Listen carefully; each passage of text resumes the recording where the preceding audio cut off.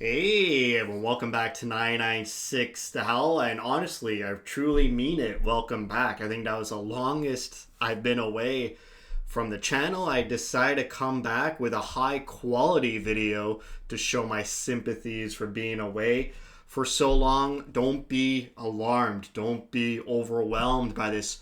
A lot of words, a lot of players. It all makes sense. This is everybody that the Utah Hockey Club sort of owns. Obviously, some of these players aren't signed to contracts just yet, but their rights are owned by the Utah Hockey Club, and this is everyone.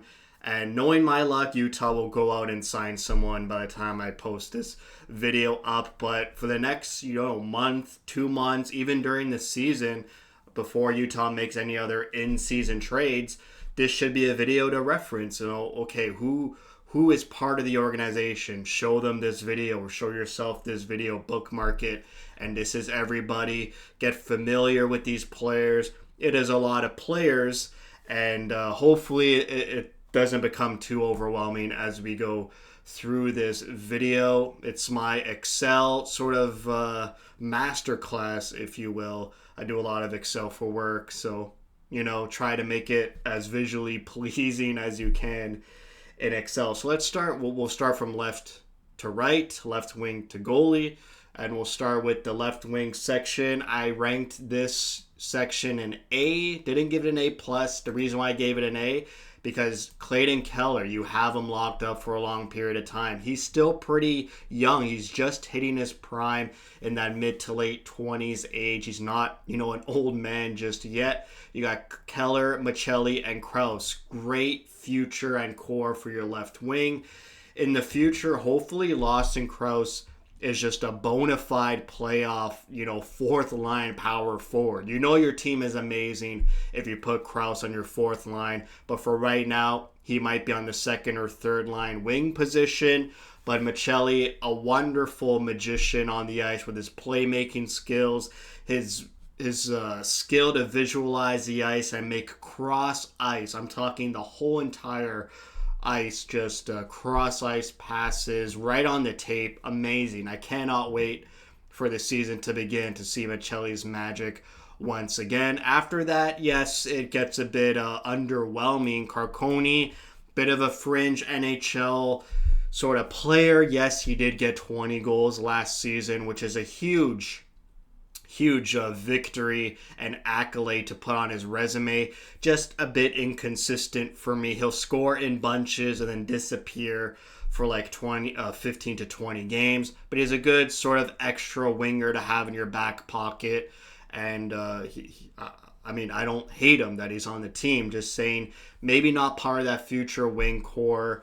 Sure, he could be a trade piece moving forward, but again, he has ability to score 20 goals. He's a speedster, drives the net off the rush, but doesn't really fit Bill Armstrong's type of player. But he's always great to have in your organization as a depth winger, to not rely on him in a top six role. Below him, these players. For sure, you probably won't see them play for Utah. Julian Lutz signed an entry-level contract at the start of the offseason. He'll spend some time in the American Hockey League, and maybe you might see him make the jump to Utah, but not counting on it. But the for sure players and for sure prospects that will make the jump to the NHL are Tija Ginla in the WHL and Daniel Boot in the Russian League and the KHL. Those are projected prospects to be NHL players, and they will bolster our wing position. And they're not locked to the left wing. They could be moved to the right wing as well. I also want to add, these are not lines. Please do not write in the comments. These are not lineups. This is just your depth chart. So I put like the best player currently or in the future in this position. So Keller is our best left wing right now, and in the future. Cooley, probably our best center right now, and for sure in the future. Gunther, maybe not like right this moment. I think Nick Schmaltz is better right now, but in a season or two, Dylan Gunther will be our best right wing. So again, do not hate me in the comments. I will be making a lineup video in the middle or late August. Fedotov, I'm classifying him I hate using this word. I don't use it often, but a bust, a mistake in Bill Armstrong's drafting. This is a cautionary tale. You can't always go for size. He plays in a Russian league, doesn't put up a lot of numbers. He still isn't a consistent KHL player. He plays in the Russian minor leagues. And players picked right after Fedotov were Logan Stankoven on Dallas and Matthew Nyes on the Toronto Maple Leafs, who is an Arizona boy. So, I mean, I'm sure someone in the Coyotes organization at the time was telling Bill Armstrong, hey, Matthew Nyes, you should probably draft him. He's got size as well, and he plays the way Bill Armstrong loves to play. So just a miss on drafting there with Fedotov. But you never know.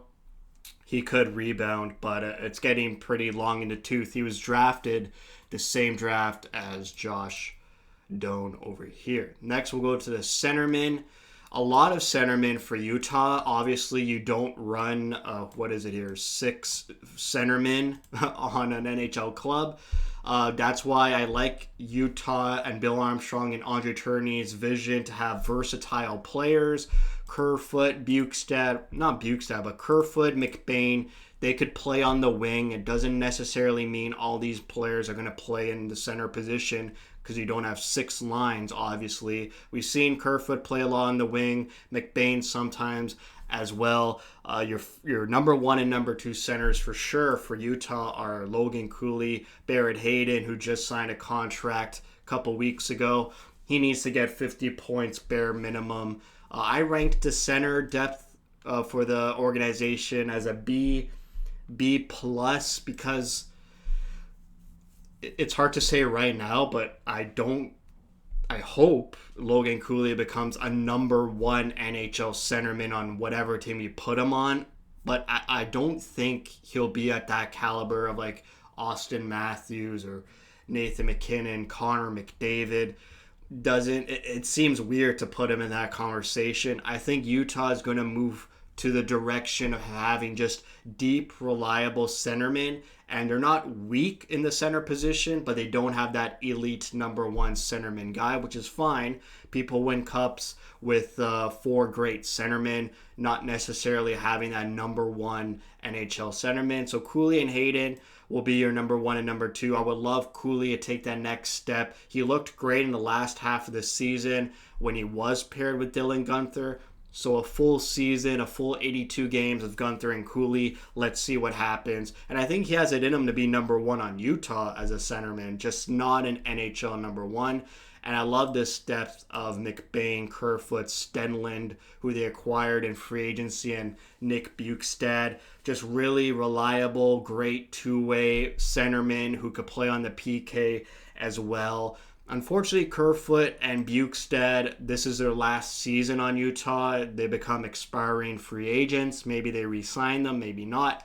But, they would be great to have as cheap depth center position players moving forward. And then the prospects, I mean, it gets pretty poor. You can see a noticeable hole in the center position that Geekie left. If we had Connor Geekie in here, this would be an A plus depth position. It just kind of takes a nosedive. Sam Lipkin, he only played 2 games for the Roadrunners last season after signing a contract after his college career, so we don't know much about Lipkin just yet. A 7th round pick.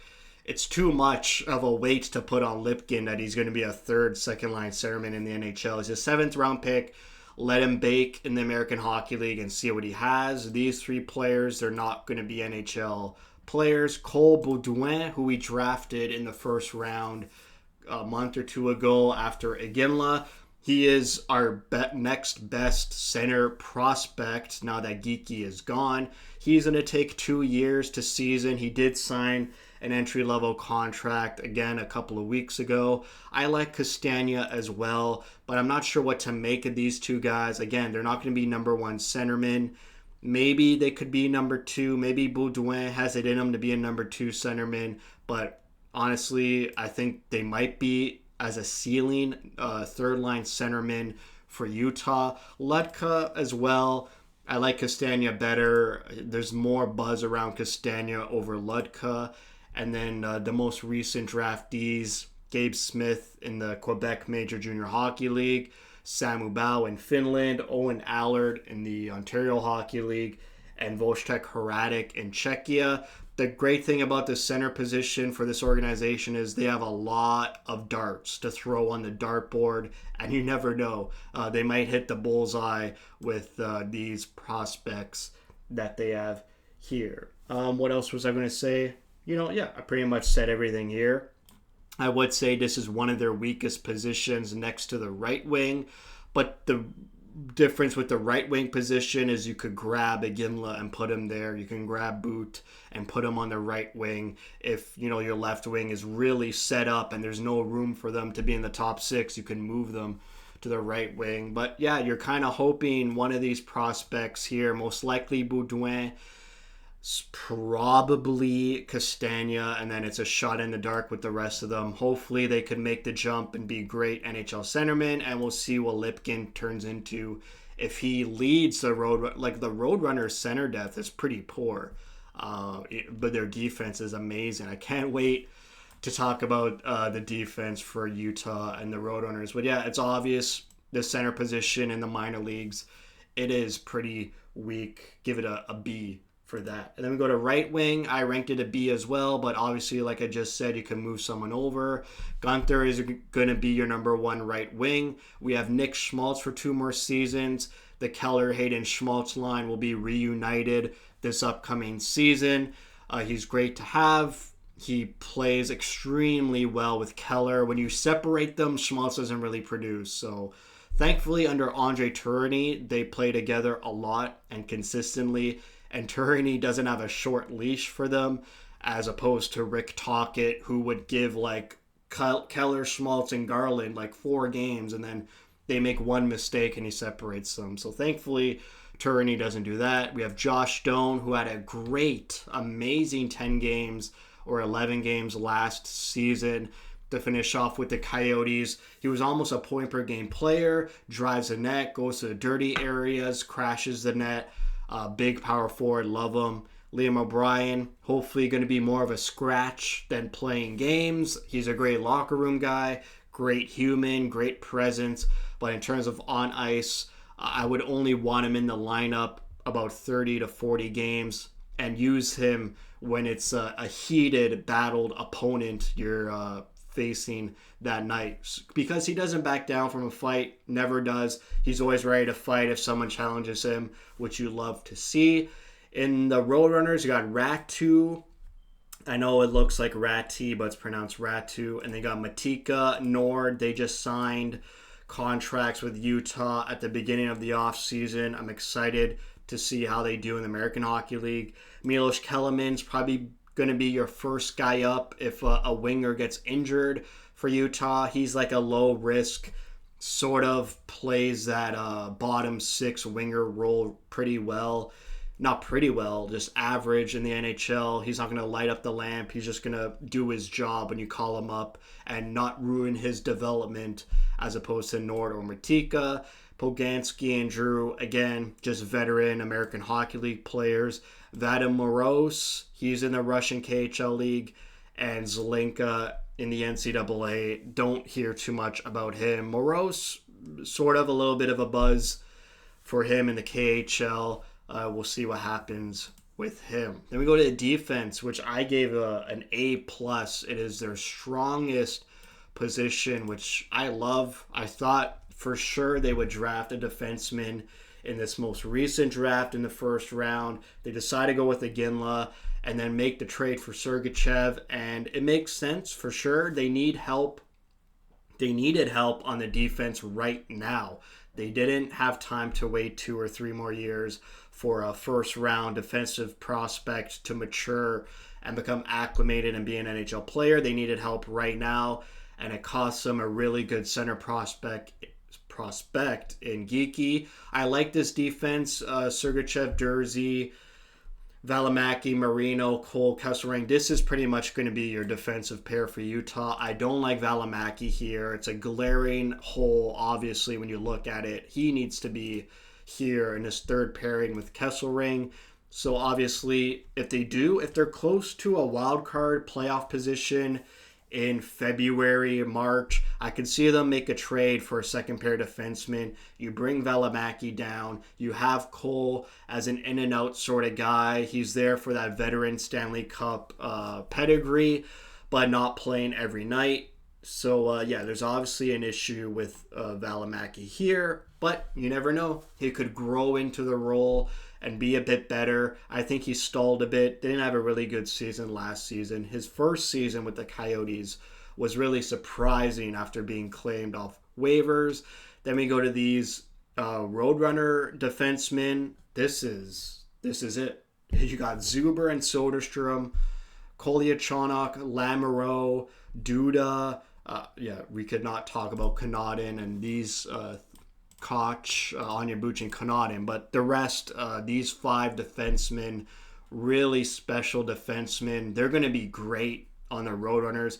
We'll see what happens with Soderstrom. At the time I'm making this video, he is a restricted free agent. They haven't signed him. There's speculation they might trade him, which I think they can. I think they can afford to trade Soderstrom because you have like Duda, Kolyachonok, Zuber. You just promoted Lamoureux to the Roadrunners, so you could afford to trade Soderstrom maybe for another defensive prospect that's better than Soderstrom and could play in the NHL, or maybe you try to go for another winger, or maybe you trade him for a center prospect, another dart in your back pocket to throw at the dartboard. But I know I'm aware that Soderstrom, he could be signed, he could not be signed. It's great to have Kevin Connaughton as a depth defenseman, veteran, NHL caliber. If someone gets injured on a third pairing here, and he could teach and guide the young defenseman on the Roadrunners. And then Simashev, Kipke, as your top defensive prospects. Simashev should be signing with Utah next offseason, and he might make the jump immediately to Utah. He's played in the KHL after his Russian contract is over, I think 3 seasons now. So he's already playing in the second best hockey league in the world. He's mature. He plays the right way. I could see him make the jump next season immediately in that second pair role to bounce Valimaki down. Justin Kipke, he's putting up great numbers in the Western Hockey League. Hopefully he continues that this upcoming season. And then you got a lot of defensemen that Bill Armstrong signed this most recent draft. Nope. What did I do? Sorry. You got all of these defensemen I'm highlighting here, from Vassinen to Lafton. They drafted all of them about a month or two ago. Same with Skahan. And then these 3 they've already had in their system. I have never mentioned Cal Thomas ever in my videos, and I didn't know if I should include him or not. No one ever talks about him. He probably won't sign with Utah. Just one of those draft picks you don't end up signing, I believe. There's nothing I read that tells me that he'll sign with Utah. No one's ever talked about him, and he'll probably go unsigned and become a free agent for another team. Terrell Goldsmith, he's your, goon, hitter, fighter, hard to play against, top penalty minute taker on your team. So it's, I guess, good to have in your system to a defenseman that's hard to play against. Matthew Morden also in the NCAA. I gave defense an A+. I already mentioned they're missing a second pair defenseman. There's a lot of good things here on their defense, and more to come in Simashev and Kipke. Then we go to goaltending. I gave goaltending an A as well. Look at all these goalies. You never know with the goalie position who's going to be a number 1, who's going to all of a sudden be a star in the league. Connor Ingram had great American Hockey League numbers, and he made the jump to the NHL. I love him as our number 1. I wouldn't say, like Cooley, I wouldn't say right now Ingram is a number 1 goalie on any NHL team. I believe he works for Utah as a number 1, but there's still that extra gear he needs to unlock to be a bona fide number 1 goalie starter in the National Hockey League. Vejmelka, He's a fine backup, one of the best goaltenders to have in a rebuild. Now that they're not rebuilding, I wonder how much runway we have left with Vejmelka. Needs to be a bit more consistent. Maybe gets too in his head at times. Needs that confidence. There's moments of brilliance with Vejmelka, and then moments of please, don't play hockey. And then we have Matt Vialta in the American Hockey League. Like Ingram, he puts up great numbers in the American Hockey League. He's going to spend another season as a starter for the Roadrunners, and he was an all-star last season. Hopefully he does even better this upcoming season. He doesn't have much veteran help like I would have hoped. They signed Jackson Stauber, another young American Hockey League goalie. They have Dylan Wells, who was the backup last season, who barely played, and Vialta played like 60 out of the 70 games. Anson Thornton as well is a goaltender prospect that, there's speculation he might play in the East Coast Hockey League, which Utah just signed an affiliate with, the Allen Americans. It's a team in Texas that plays in the East Coast Hockey League. It's a one-year deal. They didn't sign an affiliation with the Utah Grizzlies because they're already affiliated with the Avalanche. Maybe when the Grizzlies and Avalanche, their contract ends, Utah will most logical path is to sign Utah to be their affiliate in the ECHL, or maybe the Utah Grizzlies get promoted to the American Hockey League. That'd be great as well for Utah citizens. Michael Hurable is the number one goaltender prospect for Utah. He'll play again in the NCAA. He played for Czechia in the World Juniors last December. I expect big things from him. He's a huge goalie, and everyone around the NHL is aware that he's a great goaltending prospect, so it's great that Utah has him. And then they got some other darts on the dartboard to throw in Carson Musser, Thielen, and Rasmus Kohornen. So I think that's it for this organizational depth chart. Maybe I'll update it if there's some trades. Maybe every offseason for sure.